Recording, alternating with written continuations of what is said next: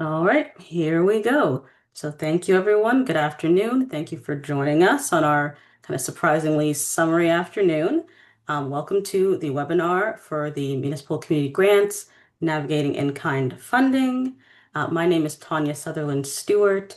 I am the Grants and Communications Administrator for the County Foundation, and I'll be your kind of main host for the webinar today, though I am joined by Jillian, our interim ED from the County Foundation, and Hillary from the municipality of Prince Edward County. Could I maybe get you guys to just quickly say a little about yourselves, your role here? Jillian, could we start with you, please? Sure. Yeah. So my name is Jillian Armstrong. I'm the interim executive director for the County Foundation, and excited to be here. I'll be primarily just the person navigating the slides, so I'll be a bit quieter in the background. Thank you. And Hillary? Sure. Good afternoon. My name is Hilary Fennell. I'm your Community Initiatives Coordinator for the County of Prince Edward. And a large part of my portfolio is managing the municipal community grants, including the in-kind pocket for the county. So happy to be here. And we've done some pivoting with the in-kind stuff. So I think it's been a learning curve for Jillian and Tanya and I. So we appreciate having you folks as a bit of a guinea pig situation happening here, at least on my end. So thanks for joining us. Thanks, Hillary. And yep, definitely much appreciated that you've all been going along with us kind of through these changes. So I'll just quickly do a little introduction, say a tiny bit about the County Foundation, and go over the agenda. So just very briefly, the County Foundation, if you are not familiar with us, is one of 208 community foundations across Canada. Our work largely involves creating and administrating funds for charitable purposes and then helping to distribute that funding to the community via grant programs in ways that will support community needs collaboratively. So we have a kind of variety of several different grant programs. This one, the Municipal Community Grants, is one of three that we facilitate in partnership with the municipality of Prince Edward County, which is why, again, Hillary is joining us today. So we that is done in partnership together. To go over what this webinar will cover, this will basically be an overview of the in-kind grant stream for the municipal community grants. There have been some updates over the past year and adjustments, so we'll be going over all of that, kind of going into a more of an in-depth explanation of the in-kind grants and how that works, doing a walkthrough, a step-by-step walkthrough of the application form and budget, so you're just kind of everyone's clear on what they need to do to submit an in-kind application. And then we'll have a quick bit at the end that just covers some, application tips, best practices to submit a strong application. And we'll do a Q&A in kind of the last 5 to 10 minutes of the webinar. Right. So if we could go to our next slide, please. Oh, I anticipated myself. I was too early. Jillian, would you go to the next slide as well? So we'll get into the kind of next bit. Program updates, the Municipal Community Grants Program updates. So I just want to say at the start of this as well, all the information about the program that I will be discussing is also on TCF's website. So you don't have to worry if, you think you missed something or need more details. You can find that on our website as well. So if we could go to the next slide, please. Thank you. So we'll get to a bit of a text on the screen here, but just defining what the municipal community grants are. The municipal community grants provide cash or in-kind assistance that support community organizations that provide programs, services, or activities that will enhance the quality of life for Prince Edward County residents. As I mentioned in our kind of introductions, this is co-administered, co-kind of executed with the municipality and the county foundation. So the funds for the grant itself are coming from the municipality of Prince Edward County, and the county foundation is doing a lot of the kind of administrative work for that. So for instance, you are submitting your application to the county foundation, which is us, but then you'll be notified of your results by the municipality, kind of Hillary's purview, and they would handle the actual kind of dispersing of the funds and anything that goes, or in this case, dispersing of the in-kind support and anything that goes along with that.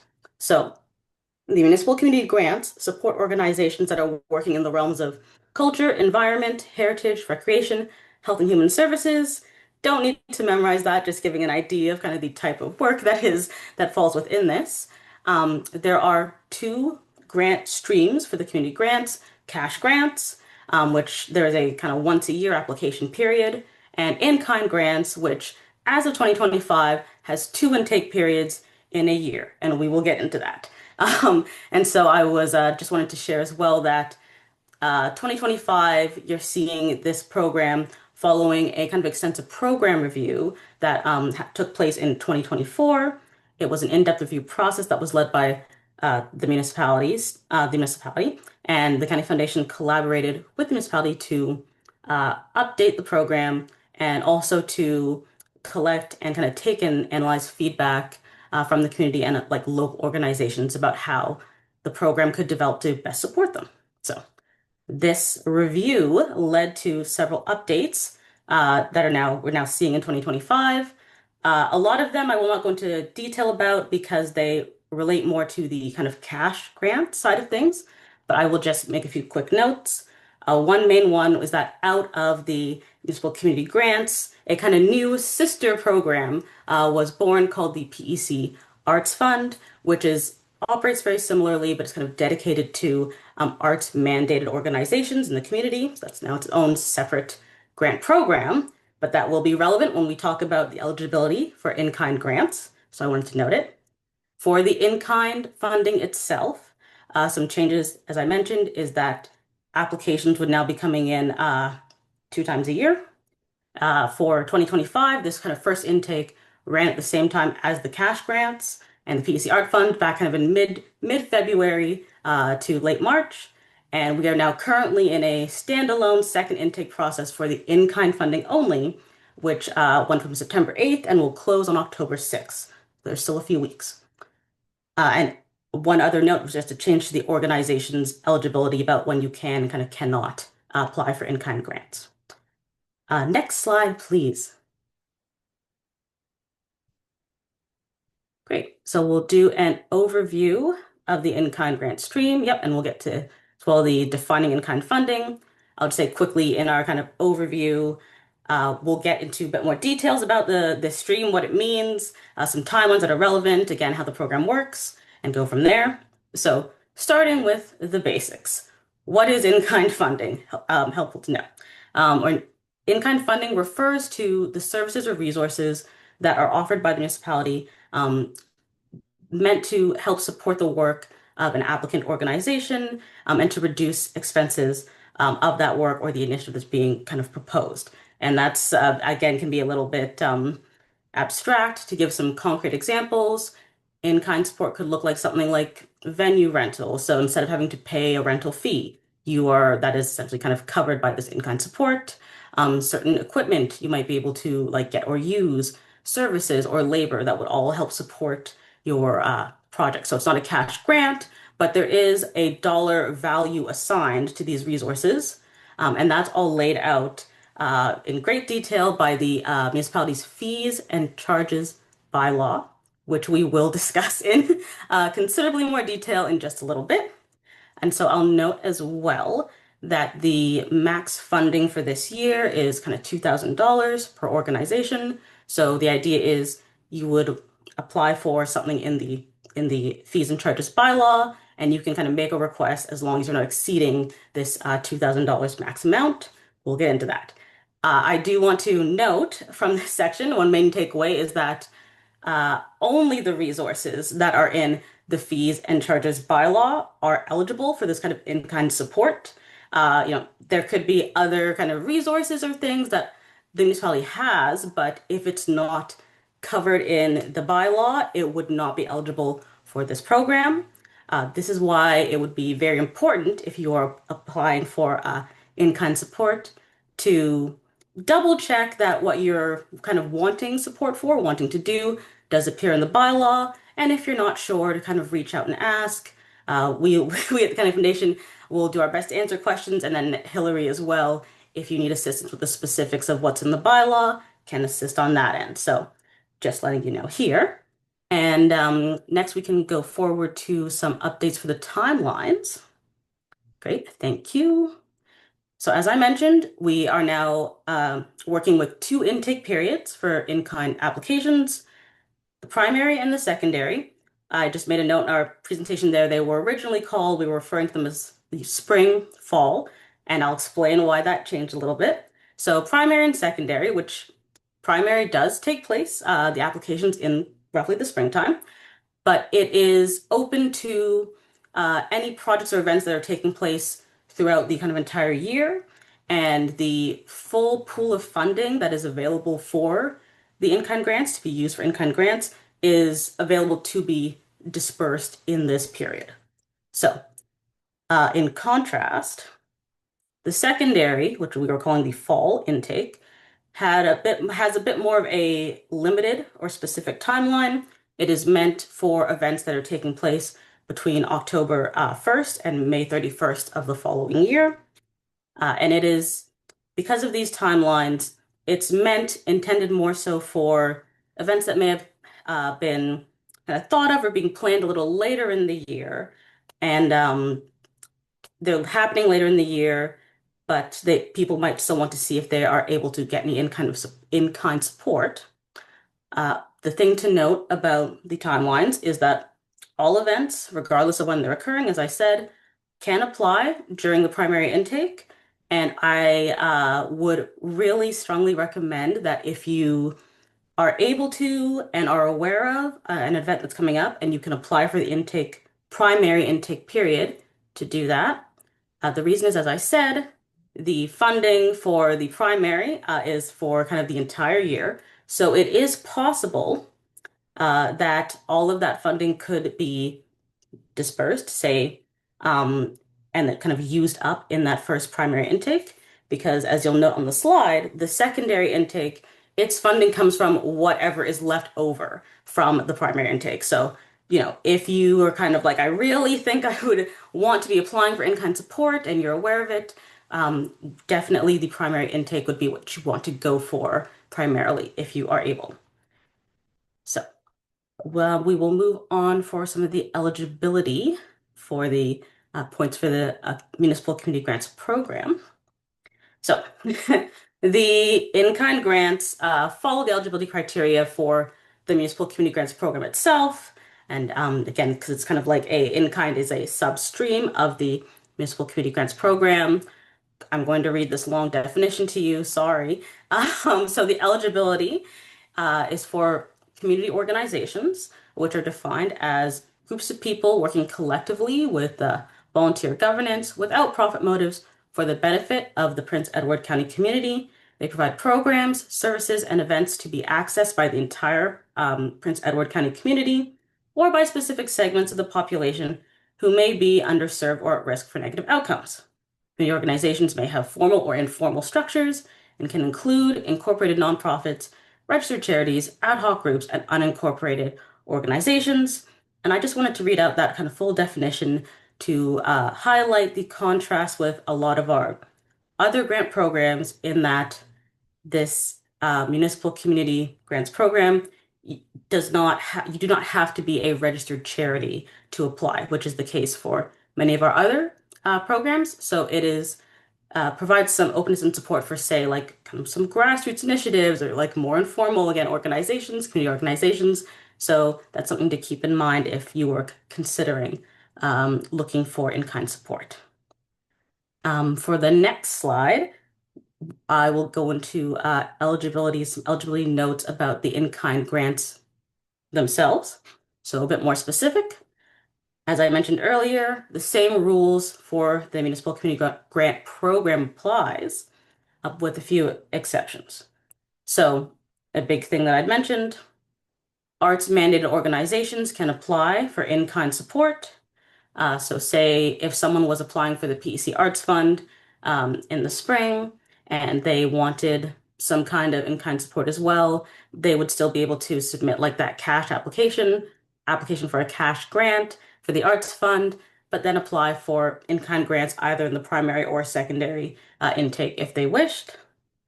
Another thing to note is for organizations or community groups that have been operating for under a year, they are only able to apply for in-kind funding. they would not be able to apply for like a cash municipal community grant. Something to keep in mind. And that applies as well with like the arts organizations too, if it's been under a year.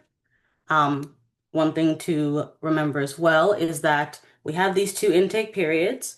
An organization can only submit like one request per intake period. So, you can only put one thing for primary and secondary.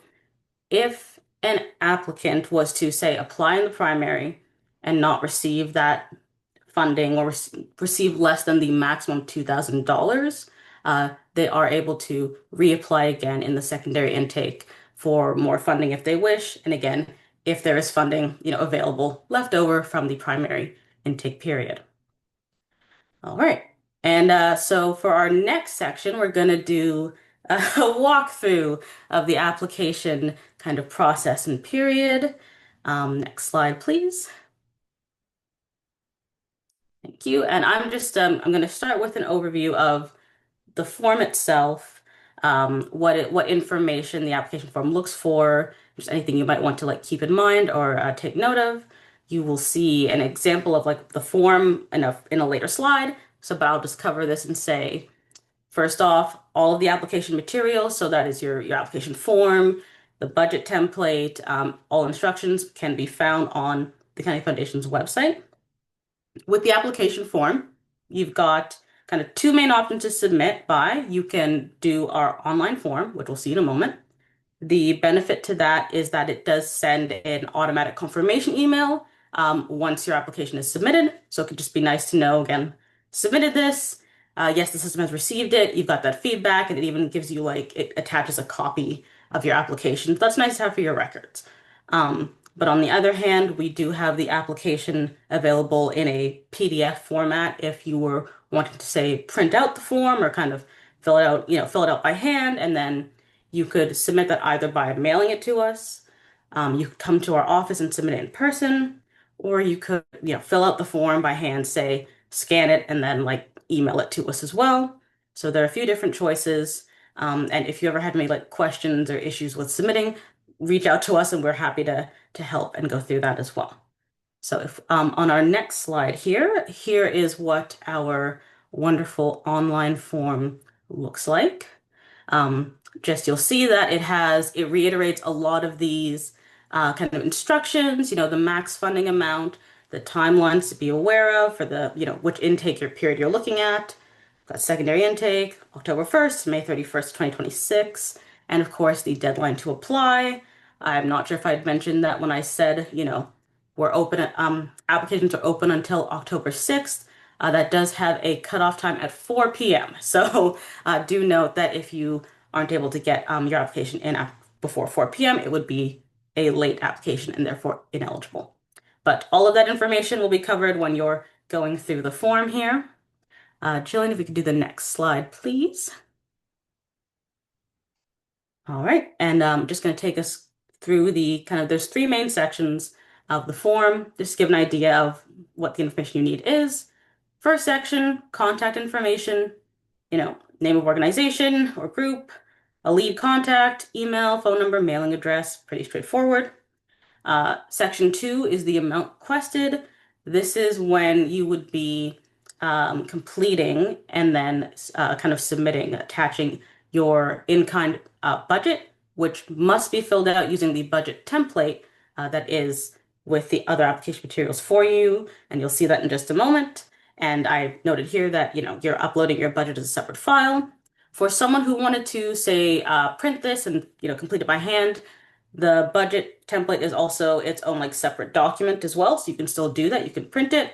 You would just be kind of like completing it again by hand. And whether it be mailing it or dropping it off to us, you just make sure you have both your application form and the budget itself. All right. And then for the next slide, we'll go into section 3. So this is more kind of the meat of the application. Application details. What are you looking to do in the community? How will it benefit Prince Edward County? How many people will benefit directly from this initiative? So kind of getting into the, description of, is this an event? Is it a project you're doing? What is your activity that you want support for? And, what will the benefit be to communities in Prince Edward County specifically?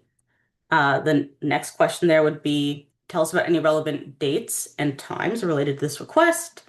So of course, say you're having an event, it would be helpful to know what date the event is taking place on, but it's also helpful to know, say if these in-kind resources or support that you need, if you really need this to happen, say we need help setting this, renting out this venue for this purpose, which will actually be taking place before our event, for example.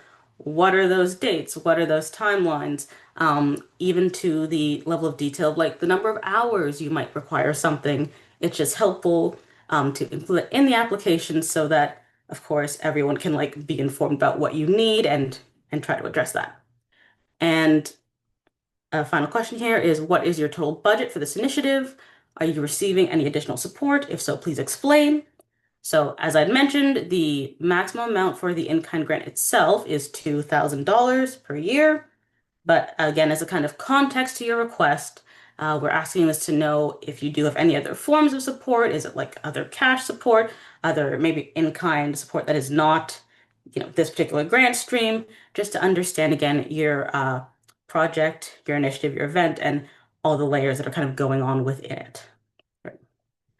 So for our next slide, yep, we'll get into the start talking about the budget template. And I've just highlighted that like here, this is the name of the file itself. So template, in-kind grant budget workbook for applicants. You must fill out this budget template and submit it. Just we other people might have a kind of their own budget setups, their kind of design, but we just really need to standardize this information in this budget template. It is on the website. It is kind of linked to included in the online application form. So just please do submit and complete using the template, which also really walks you through the process. So it's a really great document to kind of use as a reference too. And so I just wanted to make a note on the grant size as well, that the value of your grant will be equal to the cost of the municipal services you use. And to reiterate, all of those have their dollar amounts assigned in the fees and charges bylaw. And so you're selecting whatever services you need, keeping note of the cost of each one until you hit that maximum of $2,000. And so the budget template itself, going over how it's structured, kind of three steps to take you through it. So what service do you need? You have to kind of identify that and describe it in detail. The next step would be to refer to the fees and charges bylaw to again confirm that your request is kind of within there and that you're shaping your request based on those parameters. And then step three, you do the actual calculations and the to arrive at the dollar value of your in-kind request. Right, and I'll start a walkthrough, of this now. So here is what this template document kind of looks like. This is at the top. There's some pretty comprehensive instructions. So you can see that again, what we've been mentioning of the bylaw, what you have to refer to, the the timeline, the dates to apply, and I think extremely helpfully, um, there is included within this a chart of the commonly requested kinds of support, just that organizations often do ask for. So it becomes a bit of a quick reference rather than having to try to like dig through the entire bylaw. You can figure out what schedule your ask is in and go from there. So we've got quite a variety of, different things. And I will be going through this example. There is an example on the template itself of asking to kind of rent a specific venue, and we will follow kind of all these steps together to see how easy it is to kind of look that information up. Right, next slide, please. Okay, and so step one, what service do you need? And we've got the instructions here to describe in detail, dates, times, quantities, and so on. So for the example that is in the budget template, it would be someone who is requesting the Ameliasburg Town Hall, renting that at a nonprofit rate for 2 days, for 10 hours per day. So uh, you can see the level of kind of the detail that is requested because the bylaw itself will also go by, the hours and the fee associated with however many hours per that time. All right. For the next step, now you're getting into actually referencing the fees and charges bylaw. And I just repeat kind of the what our ask is. But as we spoke about, renting this venue, uh, that is contained in Schedule P. And I was actually able to just find that information by looking at that chart of commonly requested, you know, in-kind support, and community hall rentals, which does include Ameliasburg, is in Schedule P. So our next slide will be kind of delving in. So if you're doing this online, we have embedded the link to like the bylaw document into the form. But you can also, there are links like in the website as well. But when you go to this link, you will see this lovely document. You will have to click on, open to view full PDF. It's a big file, so don't be like, surprised if it takes a couple moments to load. It does for my computer anyways. But when you then go into the full PDF, open the full PDF, which will be our next slide, you will see a kind of index that you can start searching for. Yep. And for my screenshots here, I jumped right to locating Schedule P because that is what I knew I was looking for. In my case, you can see I actually ended up kind of searching item, just the name of like the header of what Schedule P says, and it took me to this section. One thing that I would like to note when you're kind of looking at the various schedules is you'll see that kind of in the row across the top, it notes that there's kind of two dates you want to make sure you're looking at the for. So I put an arrow next to January 1st, 2025. And then in the furthest right column, you'll note that there's HST and then like either kind of a yes or no. So for some of the things that you might be interested in applying for, you would have to include a calculation of HST, and some you wouldn't. So you'll just be wanting to note the kind of one on the left, the one on the farthest right, as you're looking at your specific item. And just looking at this whole like overview here, this Schedule P is like a relatively short one, so you can see it's got a few different options, and it also has underneath it like some terms and conditions that you would also want to look at, and kind of take a read through as you're making this request because it might affect what you are requesting specifically. Okay, for our next slide, I think I zoom in a little on this. Yep, okay, so that's easier to read. So going back to our example request, the Ameliasburg Town Hall rental at a nonprofit rate for 2 days, 10 hours per day. Great. So luckily, kind of happily, the nonprofit rate, it's right at the top. We can see that for 2025, it's $10 hourly, and that on the far right, HST does indeed apply. In our next slide there, we then, I'm jumping back to the budget template itself. So there's the instructions on top that we looked at together, then this actual kind of space for you to input your information. So you would put in the name of your community group. It summarizes each step again for you. And you can see that we've kind of thankfully, the math has been already done for me. But for this particular example, but starting with your service, the Ameliasburg Town Hall, referencing what Schedule P says about the price. Here's the calculation to do it. And step 3, you have your total. And in this case, we're only kind of requesting the one item that's a total $200. So I just wrote in $200 at the very bottom. But you would have the ability to, go through and request multiple kind of services, items, resources, etc. You're just wanting to make sure that you're staying under that $2,000. Okay, so that is our kind of walkthrough of the application process itself. Again, we have aimed to be as straightforward and clear as possible in the steps that need to be done. But this is a new kind of iteration of this program for us as well. So if you have any questions or anything's unclear, I will keep saying it throughout this presentation. please ask. We're happy to help. So in our kind of next section for the application, this is just kind of some general tips covering making the process maybe a little smoother and hopefully just kind of being able to create a stronger application overall. So, some tips to start out with, if possible, it's always busy for everyone, but start your application early. Of course, this gives you more time to revise, edit things, maybe do multiple like drafts depending, but also gives you time to ask questions. And if you need any assistance, to kind of reach out for feedback or assistance or what have you, without feeling like, you're kind of in a rush to get an application submitted. As a kind of subsect of this, I'm just, stating the officer to state, like, read all the instructions of the whole application as soon as possible.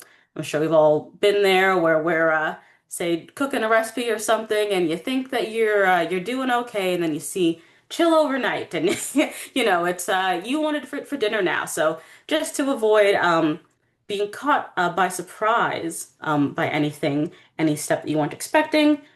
Once you see the application, just go through, give it a thorough read, and again, ask questions if you're unsure. Include as much detail as possible. I'll, I guess, caveat that by saying this is, as you saw from the form, a relatively short application. It's not meant to kind of take tons and tons of time, but just we ask if it's possible to include as much relevant information to your request about is there something specific about what you need? Say, do you need you need this specific venue or this thing because it has these features? That's helpful to know for the adjudicators, but it's also helpful to know for the municipal staff who are trying to, then arrange this in-kind support for you. Times, places, again, personnel, just as much detail to give a full picture of what is being requested and how that is going to support your objectives, whether this be your event or your project or what have you. Definitely great to include as much as possible. Consider, on that note, all the logistics that go into your project or event. I put an example here, accounting for the time that you might need for setup and teardown. For instance, like referring back to our example of the Ameliasburg Town Hall, we have the 2 days, and in that case, we perhaps say could have gone into further detail, saying, the event will be on day two in the morning, for instance, but we're gonna use, some of the time the day before, and then maybe sometime then, later there to have the setup and tear down included, just so that we're sure that again we're getting the full picture of what your needs are. And finally, using your resources, which is, like I said, the website has all the program details, the application form, and all those documents have instructions. But us here, the County Foundation team, the municipality, we are also resources that you can draw on, and we're happy to help as much as we're able. I know, like for us, the County Foundation side, if you've got any questions about, say, like submitting your application, notifications, maybe general timelines, anything about the program itself, we can definitely help out with that. We're also happy to have people kind of like run ideas by us, or even review or give feedback on draft applications. We only ask that we kind of, if you have that desire, you give us enough time to actually be able to, give things a read through and some consideration and give you some feedback.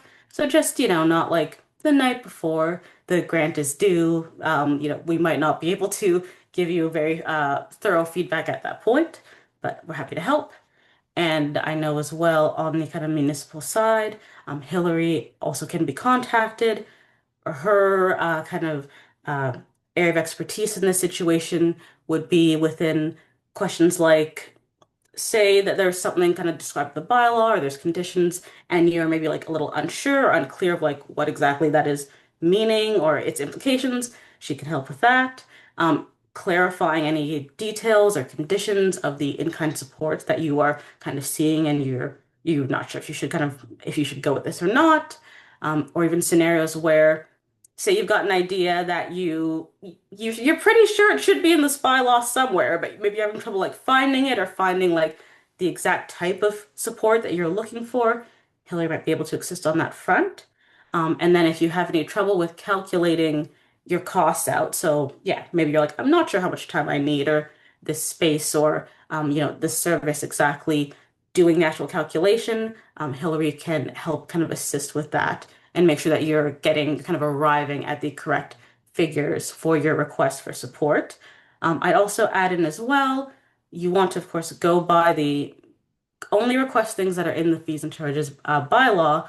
But you also might want to take some time looking at the bylaw and just like exploring what is in there and like what's possible because there's a very wide range of kind of services, resources that municipality does offer that could benefit your specific project or initiative or event. So that is the kind of main takeaway of the presentation. For the first time in my life, maybe I'm running a bit ahead of schedule for with a verbal presentation here. So we were going to kind of go into the Q&A time next to see if anyone has any general questions, specific questions. Hillary or Jillian, if either of you want to kind of add in anything that I have perhaps neglected to mention, but we can go from there. I was just going to add in one other point around booking venues. Just because you have applied for funding for a venue rental as part of your application, it doesn't actually mean that you have booked that venue.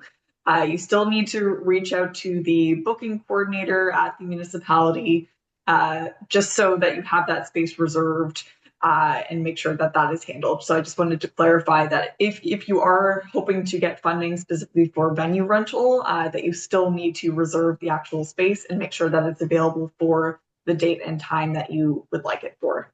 So that was my only thought. Thanks, Thank you. Jillian.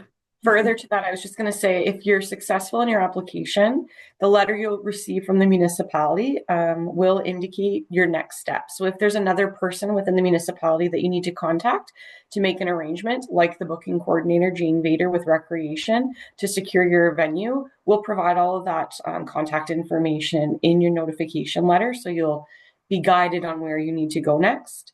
The only other thing I was just going to highlight is for a venue rental, for example, we want you to include that HST amount in the total. So if it was $200 and that includes HST, then you're going to indicate it's a $226 ask, and that will be what the adjudication panel is considering is the entire amount, including tax. Thank you, Hillary. Do we have any questions? Mm-hmm. Andres, you can also reach out to us later. Any burning questions that you'd like to pose to us? Okay. So we covered everything, I guess. We're pretty great. I was actually successful in getting some funding for the Prince Edward County Sports Hall of Fame induction ceremony this fall. So I'm kind of doing this in reverse, I guess, but I just thought I'd listen in, and I kind of learned it as I went along. But I am a little nervous about doing the big report after, but not really. I promise the reports aren't that scary. We're just looking for sort of what's the recap of how, the resources were utilized and things like that. And we want to hear how things went. That's sort of one of the best parts of actually, these programs is getting to hear what the impact was. So I promise they're not scary. And if you ever want to reach out to us in advance, if you're not sure, we're happy to discuss. Okay. And like in my case, we got $1,000. If we end up only using 800, can we carry 200 to next year, or should we just spend it all? I would spend it all, Mary. Spend it all. Okay, that's what I thought. Yeah, it's meant to be within the 1 year sort of parameters Right. of the program. So yeah, spend that money. Okay, but I can't spend it on any food, it said, right? Well, I'd have to look back at your specific application and what you're referring to, but if you want to talk to us offline about this, then yeah, we're happy to to chat. Okay. All right. Sounds good. Thank you. No worries. And Mary, I was gonna just jump back on your comment about the reports as well. It might be helpful to like keep in mind or think of it as on our end too, like it's also an opportunity to get like feedback from you guys as like recipients of this support about, kind of what you were able to do, challenges even that came up that how you kind of had to deal with and how you did that. Maybe anything about the program itself that you feel could be like maybe changed or adjusted. Because like truly even this secondary intake that we're doing now in the fall is a little bit different than the one that we did in the spring of this same year, and that kind of came straight from hearing from applicants who, flagged things to bring our attention to that we wanted to address. So it does make an impact on our end as well, definitely. Yeah, because I went about it a little bit differently than maybe I booked the venue with Jane Bader. And then I think the whole in-kind thing happened originally with her. And then I applied for the grant separately for money to pay for some plaques and things. I don't know if next time, like next year, if I'm going to be booking the venue, if I can just do it through Jane again, or if I need to do the um, whole application process. yeah. Okay, well, we can discuss and yeah, I think have a follow up with you, Mary, and kind of get Okay. some of those details sorted. Okay. As Tanya said, we're learning with the in kind process and how it works within the municipality, working with Hillary. So we're hoping to kind of have that solidified for next year as well. And so yeah, if we could provide some guidance. All right. Thank you very much. No worries. Mhm. Okay. I guess if I may then turn around and pose a quick question to Jillian and Hillary here. I was just going to ask, do you see any like what would you see as maybe like a potential like common pitfall or something that people might have kind of difficulty with? Any aspect of this kind of application process that you just might want to like speak to now? Mhm. Yeah, I think the only thing I would flag in terms of the in-kind funding is that sometimes we do receive applications where things are just not eligible for the program, and it's because and that's why we've tried to really hone in on the budget template and providing the sort of like step-by-step instructions of how to walk through the charges and fees bylaw. Just because you hate to see someone who's done a lot of work on an application for something that is just not within the wheelhouse of what the municipality can actually offer. So that's part of the reason that we've sort of tweaked the budget aspect of this to be able to provide a bit more clarity on that. But we're also always happy to connect if there are further questions or if people aren't sure if it's eligible or not. Mhm. Thank you, Jillian, and thank you for sorry for the on the spot for both of you there too. Hillary, you were gonna say?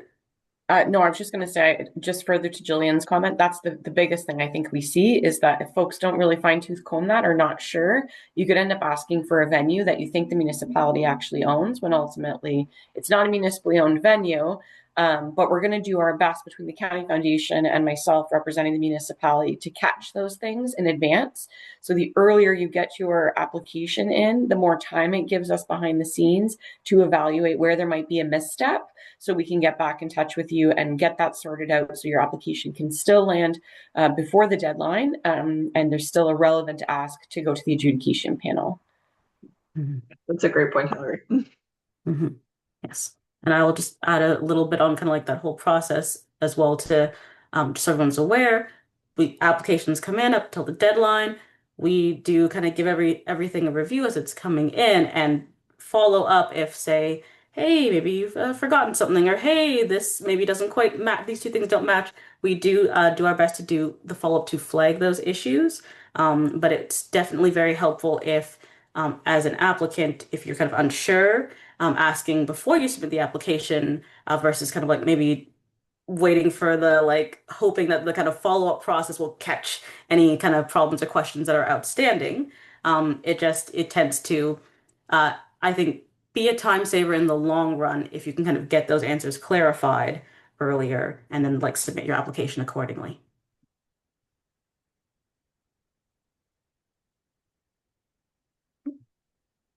Mary, was that another question? Or Just waving goodbye and saying thank you. all right, fair enough. Yes, thank you for attending. Yeah, thanks both of you for tuning in. Very happy to have you. Yeah, I guess we can adjourn early for the day. Let everyone get to the nice kind of like second summer afternoon. Enjoy the weather. Get outside. Great. Yeah. Thanks, All Tanya. right.